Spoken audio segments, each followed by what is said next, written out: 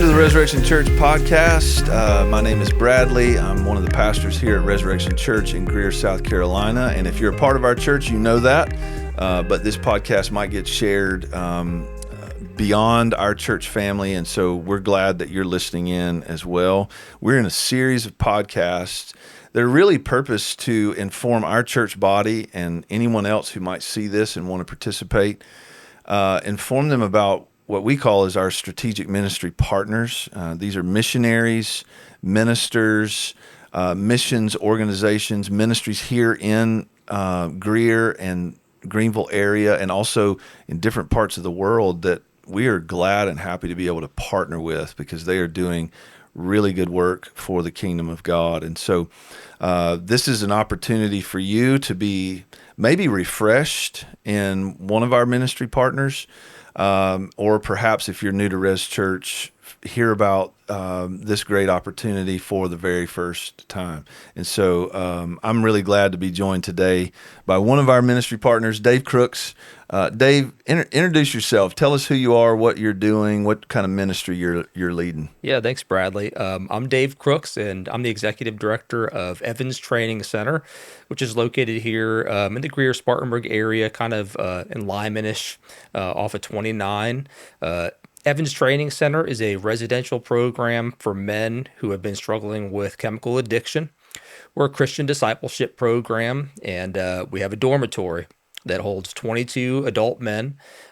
We teach them Christian discipleship classes in the morning time, and in the afternoons we teach them a trade so they can earn a living wage when they transition out of the program.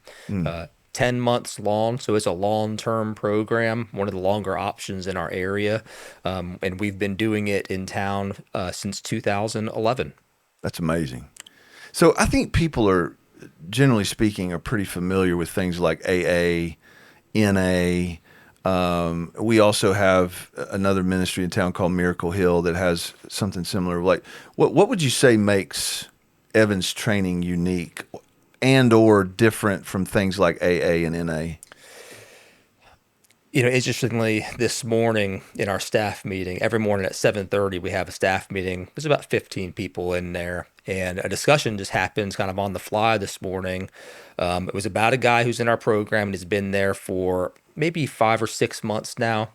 And the discussion was, my goodness, if we didn't have a spot for people to come and live beside us 24/7 for months on end, how long would it really, really take for us to truly know this individual? Because people ask, well, why do people get into addiction? And that's a huge question. There's only about a million reasons why. It's just not cut and dry for everybody. It takes a long time to really get to know somebody on the level that they need to be known for you to really accurately help them. So why Evans Training Center? Because maybe if this was a person coming to your church or to an AA meeting and you saw them once a week or twice a week for 30 minutes or an hour, maybe it takes you 10 years to really know this person. Well, we kind of get to fast track that in this tight-knit environment, living with them 24/7, eating, sleeping, working, classroom, conflict, all of the above. And that really helps us get an accurate picture of the person we're dealing with and help them uniquely. So it's much more of a relational approach, and a relational intensive. For sure. Yeah. And I think the work, like, they may be out there, they may be around this area, but like the working piece, when you talk about you provide, I don't know, just explain that. When you say that you give them the opportunity to work and earn as they're in the program. Right. How does that work? Well, to be very technical and specific, when they're in the program, first of all, we don't charge anybody any money to come into the program. And part of that is because, well, frankly, when guys are at the depths of their addiction, they don't have any money. They don't have it. If they had any money, they would be using it to buy drugs and drinks. So most of the time they have nothing to offer at all. A lot of times they're coming straight from the county jails with nothing but the clothes on their back. And that's no problem. If they have the right attitude and they're willing to do whatever it takes, we will work with them.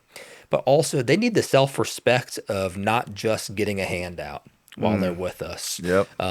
So our deal with guys coming into the program is, hey, as part of this encounter, we're going to teach you how to professionally paint and professionally landscape, and you're going to work physical labor about 5 hours a day during the weekdays, and that's going to be your contribution to paying for your way while you're here. Yep. And that doesn't cover all the costs of their program, but it covers a significant portion of it.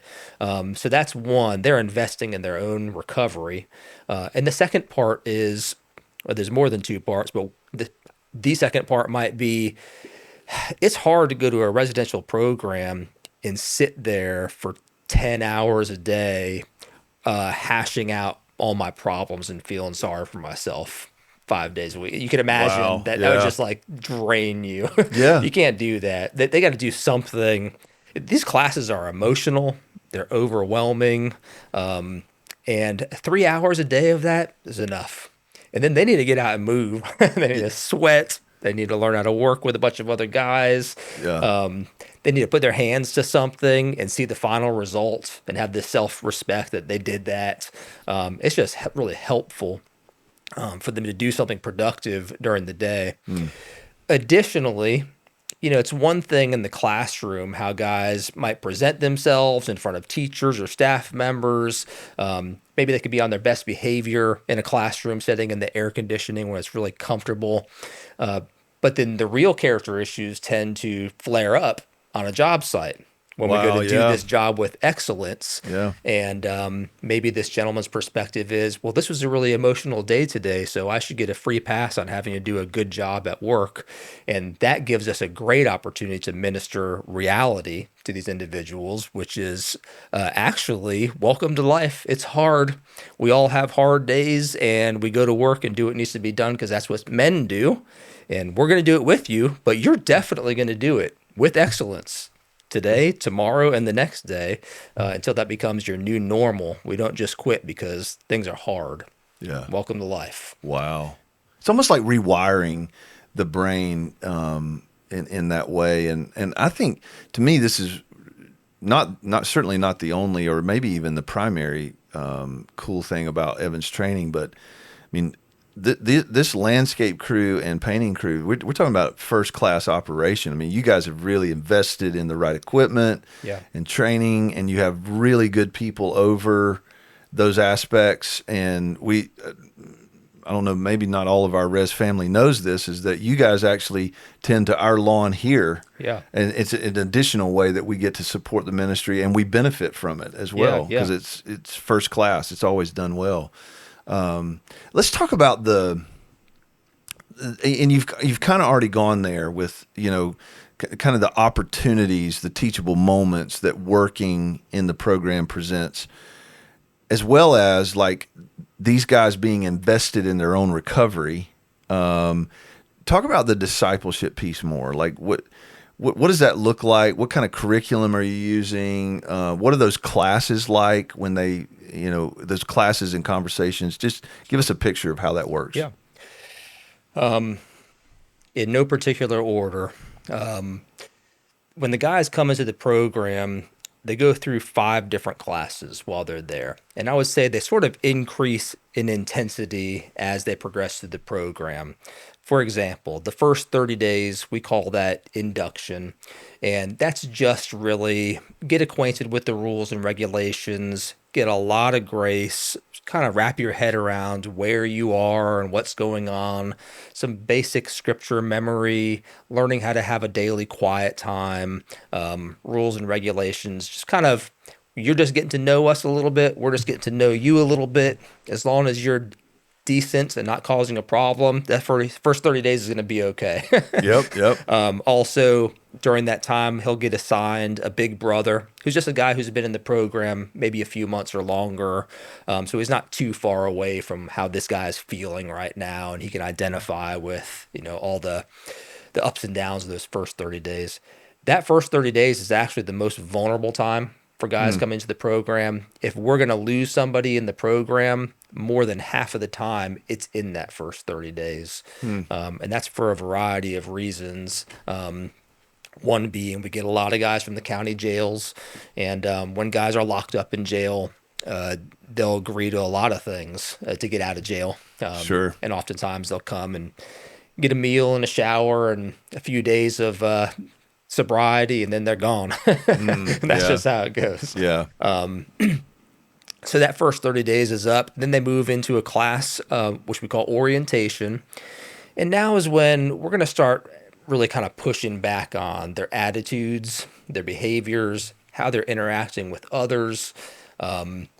That's also when we start this group accountability exercise that happens once a week, which we call the sociogram, for socio for people, gram for message. And it's where they start to be held accountable by their peers in the program. I said earlier, sometimes in front of staff, the guys are on their best behavior, but when the staff goes home and at the end of the night, when the dorm is shut up, the guys are different in the bedrooms.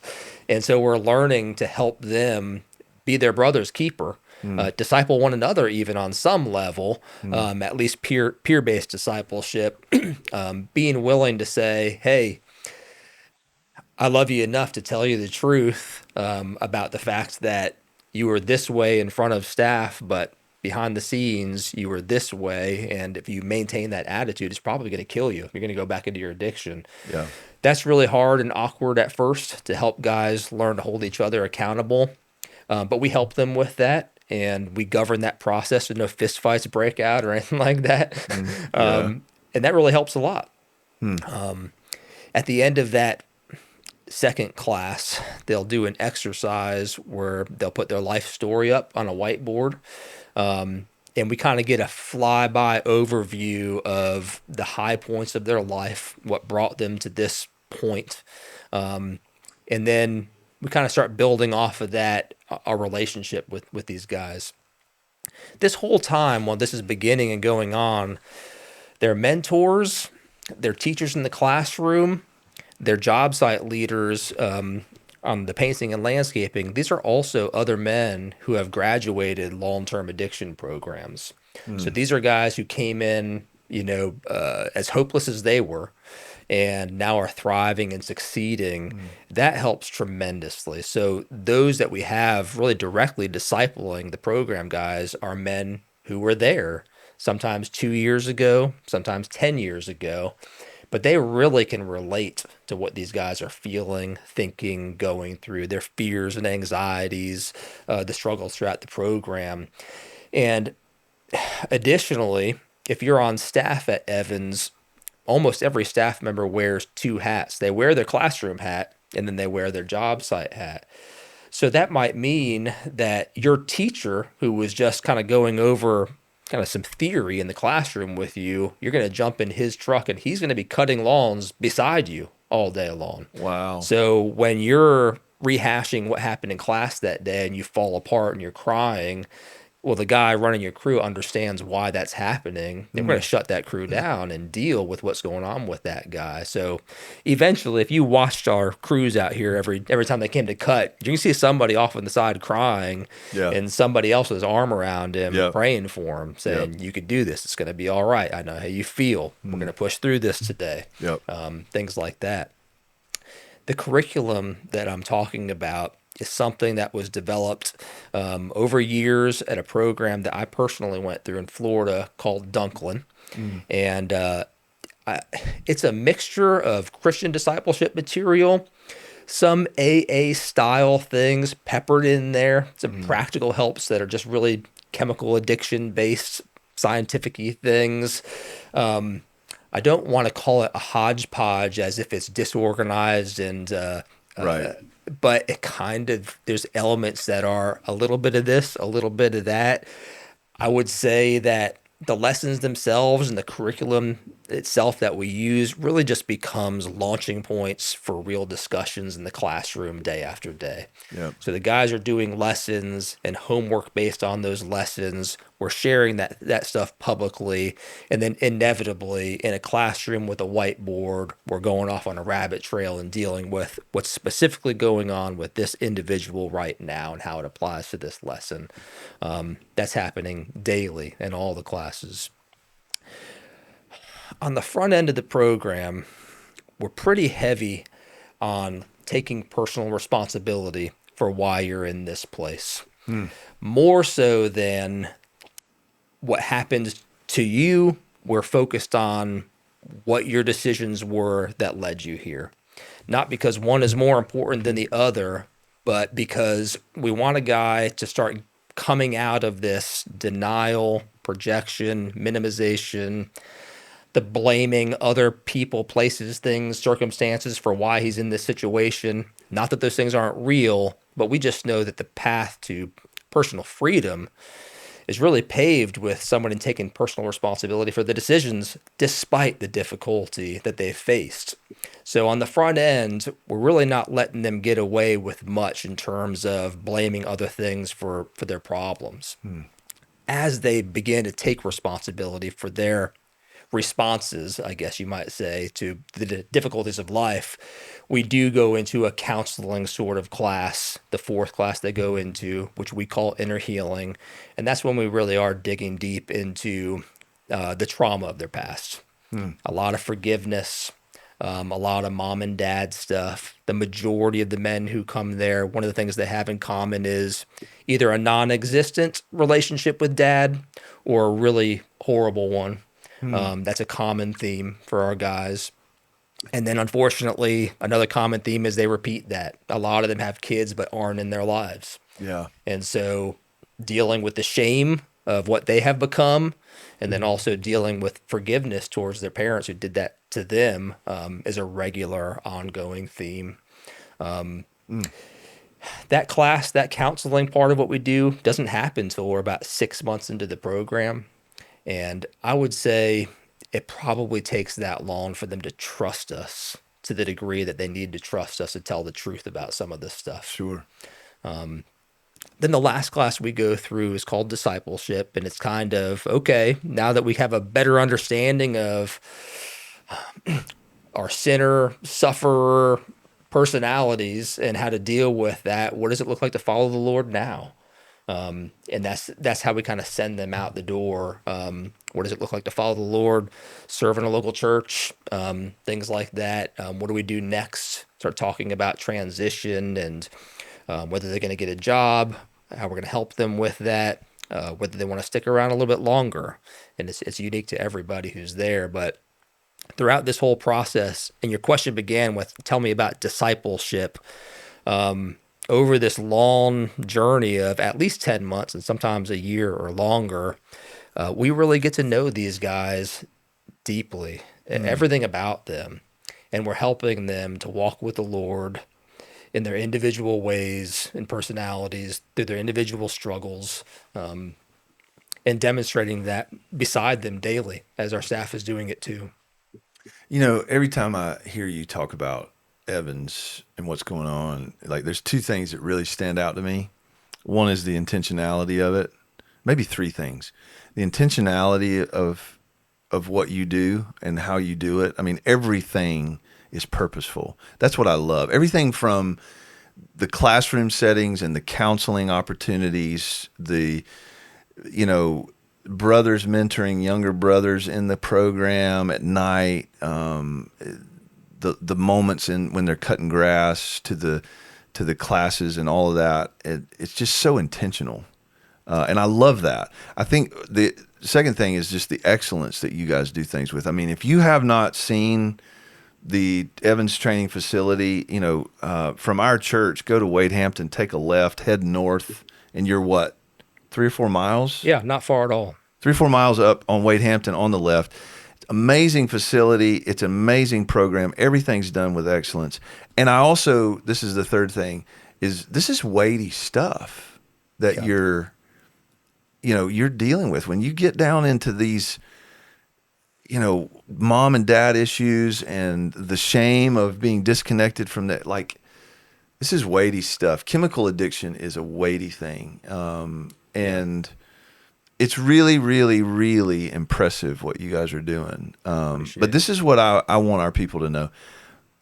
I come across a lot of things that look impressive, and a lot of opportunities that look impressive.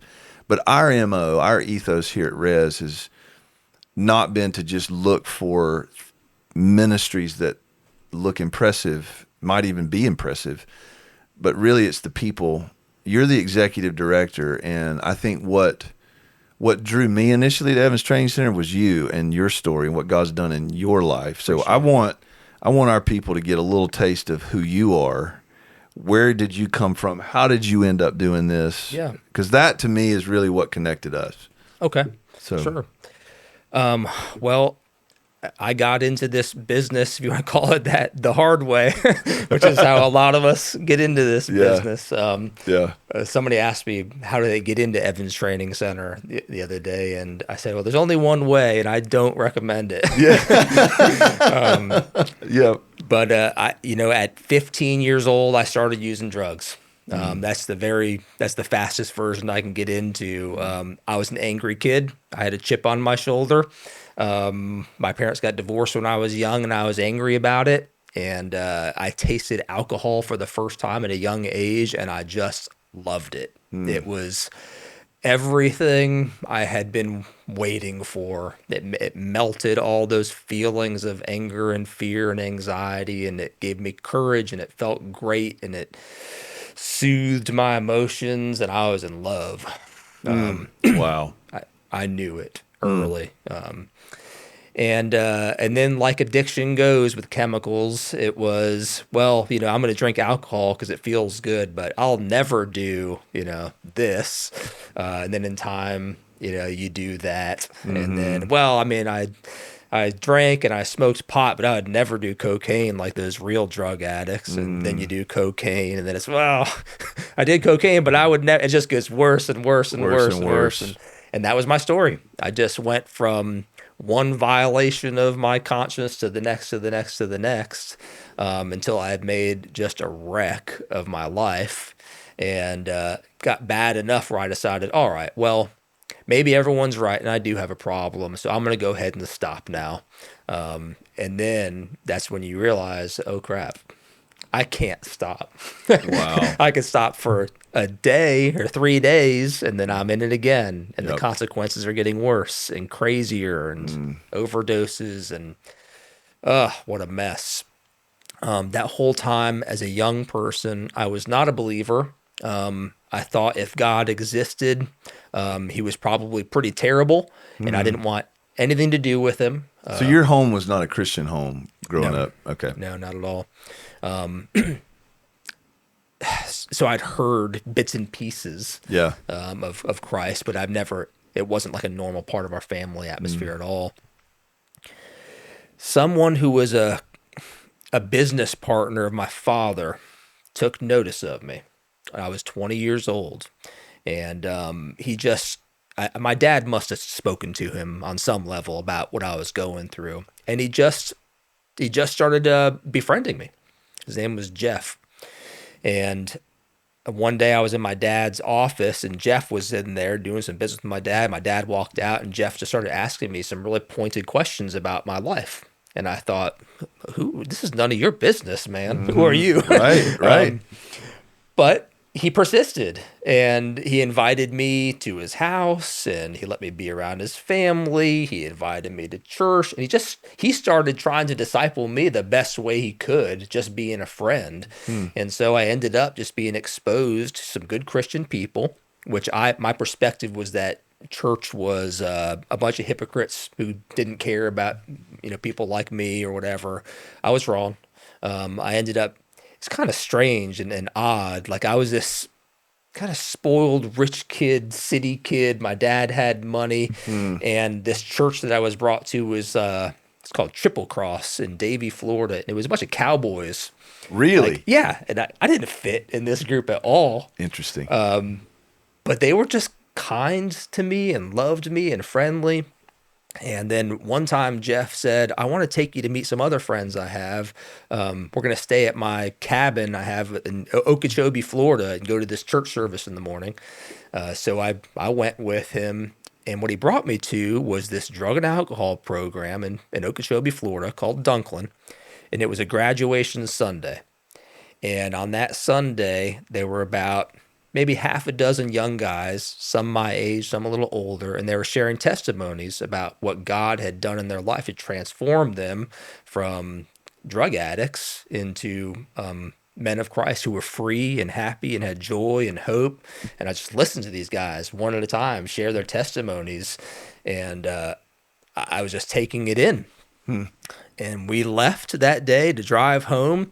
And I remember saying to Jeff, man, I'm so glad that there's a place like that out there for guys like that who need that kind of help.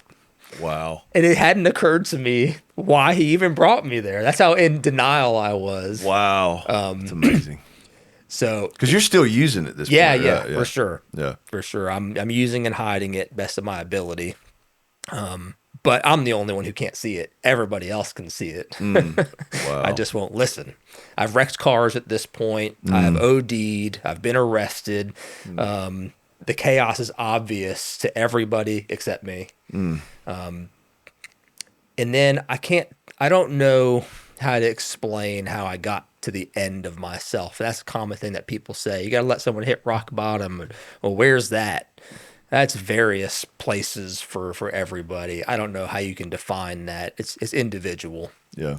For me, it's just like it all occurred to me at once. It was maybe 3:00 in the morning. I had been couch surfing for a couple years, but at this point I was back at my father's house. I had been using cocaine all day. And then I was trying to pound liquor all night to try to fall asleep so that I could get up in 3 hours and go to work, which I probably wouldn't have been at work all day, just long enough to get some money and disappear again. There was muted pornography on a TV in the background. And I was looking at my life going, what in the heck has happened? Wow. Look at you. You are a drug addict. Wow. You're a disaster. Wow. It just, and I had tried to stop, but I couldn't. And the last thing I thought in that moment was, well, I had this scripture in my head, and I must have heard it at church. And it said, for whoever calls upon the name of the Lord will be saved. That was the scripture that was in my head. And I knew that the name of the Lord was Jesus. But it was like, that is the last thing on the planet I want to do is call out to Jesus to help me. But I was desperate, and I fell down on my knees in my bedroom, and I forced myself to say, Jesus, if you're real, please help me or just let me die. But I can't do this anymore. Wow. And then to the best of my ability, said a sinner's prayer. Forgive me for my sins. All the things I had heard in church, put that in my own words, and just pled with God to save me and help me. I couldn't do this anymore. And it was within a couple weeks of that moment that I found myself in that drug program that Jeff took me to. Wow. It was a year later. And so that's something worth saying, because sometimes we plant seeds in people and we feel like it's fruitless, nothing changed. But it was a year after Jeff planted that seed in me that I actually ended up going to that program. So planting a seed is worth planting. That's huge, man. That is so huge. Yeah, so I like to share that story because we have graduations at Evans every 10 weeks or so. That's a great spot to bring an unsuspecting person who really needs to be there but doesn't know it yet. Yeah. Plant some seeds. Yeah. So that's how I got into this business. And I went to this program, and that's where I met the Lord. And I found out that he loved me. I found out I could be sober and enjoy my life. One of the things that was shocking to me was pretty early on in the program, maybe within the first month, it was on a weekend and they were playing a volleyball game outside. And I went and played volleyball with a bunch of guys, and I had fun. And it was like, oh my gosh, I forgot that I could have fun and not have alcohol in the mix or drugs. I hadn't had fun in so long without a chemical. I didn't even know it was possible. Interesting. And then it was just a series of time and me being discipled by others just like me over a long period of time, where God just slowly kind of walked me through my own journey of dealing with all my garbage inside and learning how to submit my life to Him and walk as a Christian in this world. And really, I've kind of never looked back. Not that my journey has been perfect and linear in the right direction. There's been ups and downs. But that was in 2003, so that's 23 years ago, and I've basically been in this business ever since, except for a few year periods where I did other things for work and then missed ministry, I guess you could say. So here at Evans, I do this with a guy named Ben Dismukes, who was in that program in Florida with me. I met Ben. Yeah, so he was from Spartanburg, and he had it on his heart to help people. When we got to this program in Florida, it was already 50 years old and maxed out. And their mindset was, we want to help young guys go out and start places like this, kind of like a church plant for addiction ministries. And so we were just unsuspecting guys wanting to get sober, but they kind of saw us as fresh meat, opportunity to instill vision. And next thing you know, I'm believing I have a calling on my life to ministry. And I was like, I just wanted to stop drinking. It's amazing. But sure enough, I guess I did have a calling on my life to ministry, and so did Ben. And the Lord has honored it. And so we're really just doing here in Spartanburg what we learned down in Florida, which is just loving guys like us, speaking the truth in love, discipling them over a long period of time, and repeat. And like if some folks go and drive by your facility, today or whenever they hear this the next day, I think it's also when you see it, it's so impressive. It's just amazing what the Lord's done. But you didn't start with that building. No. Like when I first met you, Yeah. I don't even know if you had broken ground. Right? Like, were y'all, correct me if I'm wrong, but y'all were in like a double wide trailer somewhere with this program. It didn't start looking like it does now. No. The founder of the ministry we were at in Florida, his name was Mickey Evans. He's passed away now, but he actually created this manual for how to start cities of refuge for the drug addict and alcoholic. That's what he called it. And part of the instructions were, get a house, start small, start with one man. It was something to that effect. Yeah. So Ben just literally did that. And so it started very, very, very tiny. And you're right. When we met, we were doing this in a double wide trailer in a residential neighborhood. And you would have never known Evans Training Center was a thing if you drove past that house. It was going on inside of there. Right. And then, it was that way for about 5 years. And over time, it just began to grow. And then we realized if we really want to do this the right way with excellence, we knew we had a beautiful program inside, but our facility didn't really match. And honestly, I would have to credit the Lord, obviously, through a guy named Reed Lehman at Miracle Hill Ministries. He was the executive director there for decades. Reed's a great man. Yeah, retired recently. And so about the time we knew we wanted to do something on a bigger scale with excellence, I reached out to Miracle Hill and asked for help. And Reed called me back and he said, it's kind of your lucky day because I've just retired. And what I'm doing full time now is coaching other ministries to kind of bring their organizations to the next level. And I'll be available to you as much or as little as you want at no charge to you. That's amazing. It's like, wow, that timing is interesting. And so Reed became our ministry mentor, a personal mentor to me, our board coach. And he helped us so much to go from where we were to where we are. Yeah. It took several years to get here. And I've got 1,000 stories, maybe not 1,000, but probably 100 of just how God moved as we took steps of faith and courage. And and now where we are, it's beautiful. And that was our heart. We We want to reflect excellence. Guys who struggle with drug addiction, we already have a stigma. We're a mess. We're disorganized, dangerous, a hard person to invest in. So we really wanted to push back against that. And part of why we try to work with excellence is to push back against that stigma. We're going to do repentance is turning the other way and walking in the other direction, That's hard right. and fast. That's right. And so we try to do that in every area, from our facilities to the work that we do, to the way that we treat one another. And yeah, it's been a lot of years, a lot of prayers, a lot of money. When we first put a plan together on paper for that facility, I think we thought the budget was around $700,000 for what it was going to cost. We didn't know what we were doing. By the time it all shook out, That first number is always like so way off. yeah. It was $3 million. $3 million. Yeah.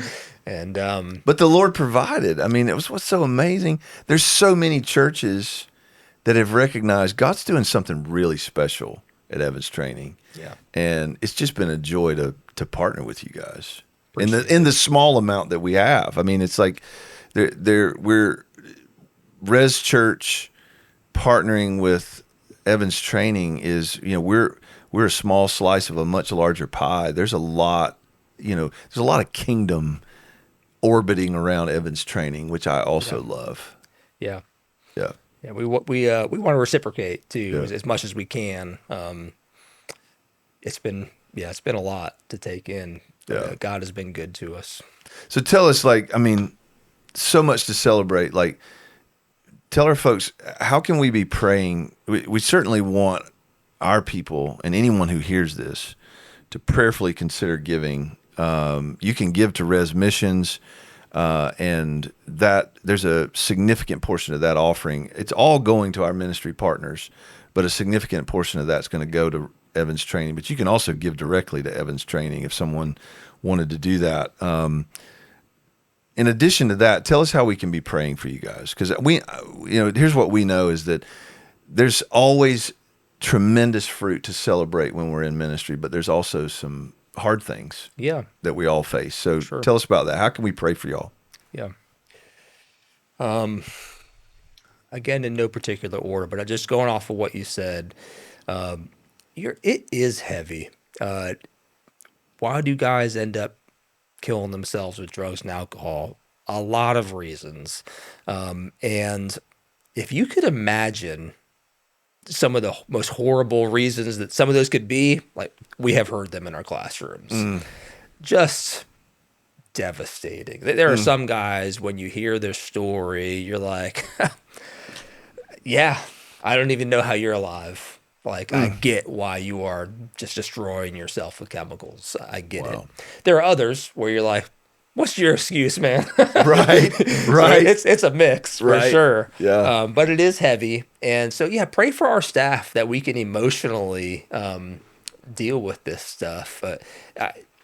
Unfortunately, there are times where some of our young staff makes decisions that, thank you for the help. For me, I can't do this much longer because I just can't absorb so much of this day in and day out.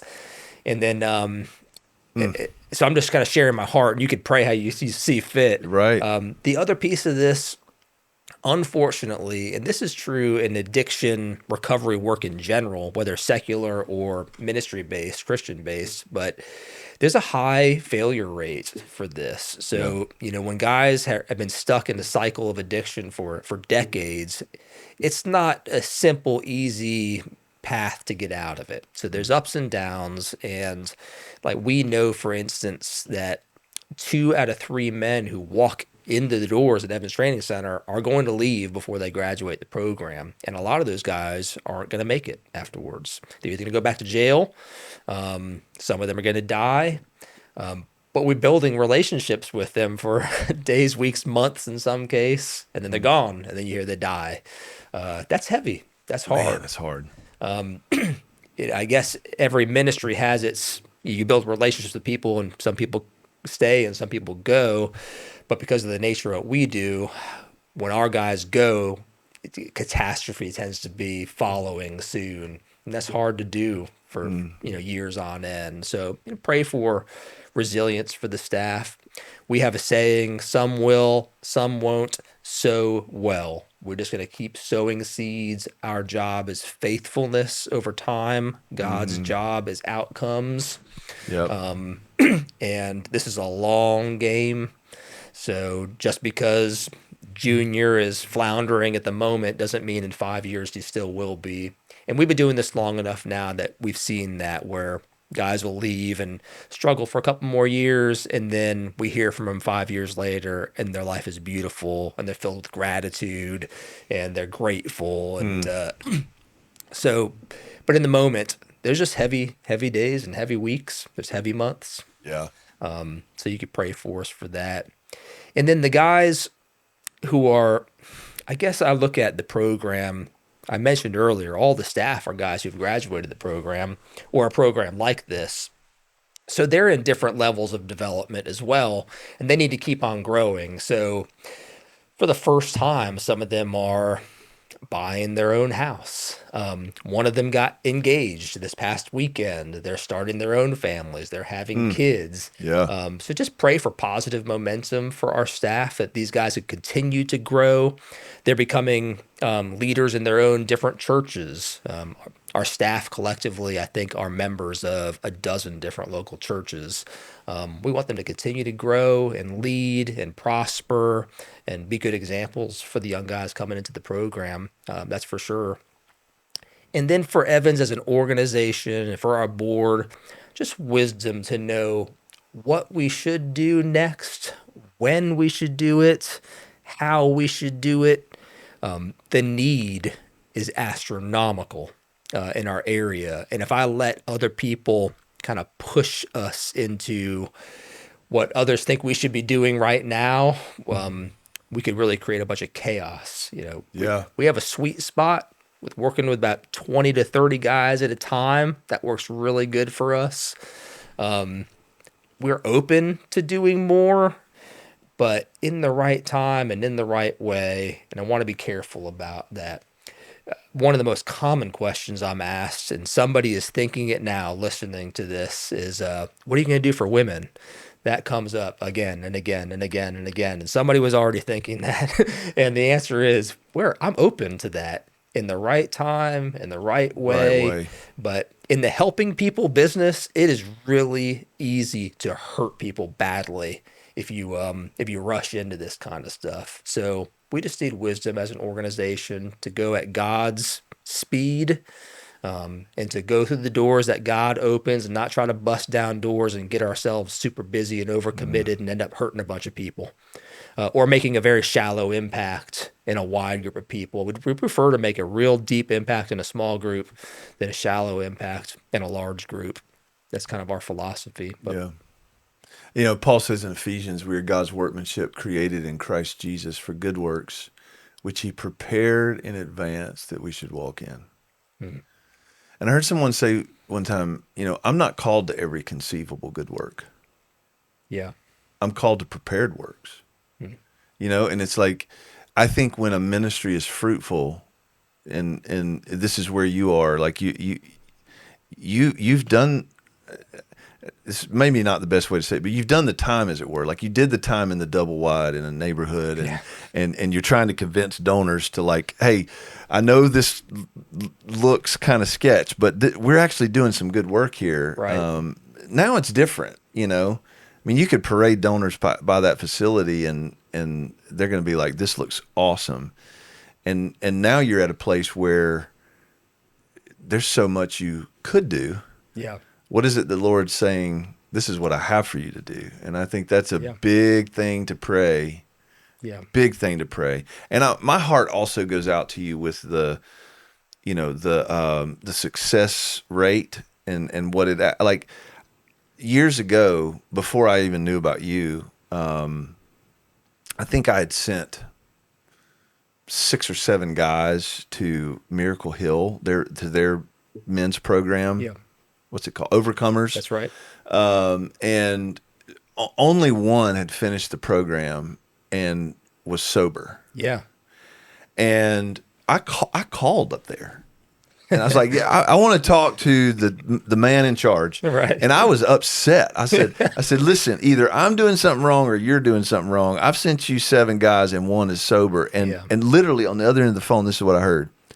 1 out of 7, you're doing pretty good. And that's like almost like a seminal moment for me where it dawned on me, because I haven't really had chemical addiction in my life. But to realize this is the reality of what we're dealing with in a broken world, with people who many times, for very understandable reasons, get caught up in this. Yeah. And it's so hard to break that cycle. It is. One of the stories in the Bible that gives me some encouragement about this is the story of the 10 lepers. And, so there was 10, if you hadn't read that, there's 10 lepers passing by Jesus, calling out, Jesus, please heal us. And he heals all 10 of them. So he responds with mercy, compassion, love to all 10. And as they're going to show themselves to the priest, they're healed. And then it says one of them came back and gave him praise and gratitude. And his response to that one is very telling. His response is, where are the other 9? And that tends to be kind of how it goes. About 1 out of 10. A lot of guys come to a drug addiction ministry with all kinds of motives for why they want to get sober, and other than Jesus, other than I want a relationship with Jesus. I want my family back. I want my house back. I want all the things I want back. Right. I want to stop living in jail. And then eventually Jesus tends to corner people and say, actually, I want your whole heart. This isn't just about drugs. Right. I want you. Yeah. And I want you to want me most, not what I could just do for you. And probably 1 out of 10 is about right. The guys who recognize, wow, a God who would do this for me must really love me. Yeah. I want to know that God. I want to serve that God. Yeah, that's about 1 out of 10, probably. So we're not batting better than Jesus himself. I'm okay with that. Yeah. Now I can say this. I said earlier, 2 out of 3 who enter don't finish. But that 1 out of 3 who does finish the program, it's really hard to get to the end of Evans Training Center without developing a genuinely good relationship with Christ. And we know over the years that the percentage is in the 80s of guys who will continue to walk out a life of faith thereafter. Not that it's perfectly linear 100% of the time, but you find them a year later in a good place, in a good direction, and that's encouraging to all of us. Which I think is so, like the Great Commission, go and make disciples and teach them. And that's another thing I love about what you're doing, is that, it is hard to define when does somebody hit rock bottom, come to the end of themselves, regardless of whether or not a person has battled chemical addiction. Our journey with Christ, I think all of us would say, began at a point where we were at the end of ourselves. Yeah. Whatever that end was. Sure. Might not have been chemical addiction as the cause, could have been a host of other things, but at some point we come to that point of desperation and we say, Jesus, I need you. And the Holy Spirit does the work. But I love that you're a ministry. Evans Training is a ministry that is making and teaching disciples. Like you're investing in that way, because you're right. It's not just about being free from chemicals so that you can have all these natural things back. It's about encountering a person. And you said something earlier, like it's hard to come to the end of Evans Training Center program and not know Jesus. Right. So I love that. I love what they're doing. So you've got a website, right? And I know that's in our e-blast, but for those that don't get that, how do they find you online? Yeah, our website is evanstc for training center.org, evanstc.org. Yep. Or if you wanted to get a quote for some painting or landscaping, it's evansgoodworks.com. Yeah. And I would commend you guys. I mean, y'all have done painting for me. You do landscape here. There are others in our church that have used you guys for landscape work. And it's first class. That helps us. That helps us a lot too. By the way, it's there's a lot of really good causes in our community that you can give money to, and if I have $100 and I have a few causes in front of me, and one is like innocent children with cancer, and one is like right. adult men, drug addicts who have destroyed their families and hurt people and have a prison rap sheet. That's like, where are you giving your money? I mean, it's neither situation is funny, but when you consider that, right? So a lot of people, they'll scoff at adult men who have messed up their lives, but a lot of people are also willing to hire those guys who are working on themselves. So that matters to us. And then also what tends to happen is when people take a chance hiring us, they end up falling in love with the guys. They see the Lord in them, and it's okay. This is different than what I was expecting. Yep. So that really helps us. Yeah. Yeah. I remember it wasn't that long ago. My wife and I were selling a home and moving to another one. And I hired you guys to come paint my house I was selling that we had lived in for over 10 years. And I came over to the house, your guys were there, and one of them was in the garage painting, and I was like, "Hey man, I'm Bradley, I was like, how you doing today?" And he's like, "Man, I'm just so grateful." Like, that was the first words out of his mouth. He was so grateful. And personally, I would rather have a root canal than paint. Right. Which is why I hired your guys. But he's in there painting my garage, and he's just, when I say, "How you doing?" Just casual. Like, I wasn't even really probing. I'm just so grateful. And I just, that was a really sweet moment. And, people who hire Evans training guys to come do stuff, you really do. You get the added benefit of interacting with these incredible guys as they're going through this program, and just so thankful, respectful, did excellent work. So that's an awesome way to support as well. Dave, thanks for doing this, man. Yeah. I know you got a ton on your plate and a ton of people to talk to, but to come and take 45 minutes and sit down with us, we're grateful, and we're honored to partner with you, my man. Well, I appreciate the partnership of Resurrection Church. It's been several years, and Bradley, you've just been kind to me and as a person and to our organization. It means a lot, and it's nice to know that we have so many good people in our corner. We appreciate it. Yeah. Well, we appreciate you. Thanks for joining us, folks. Pray as you give.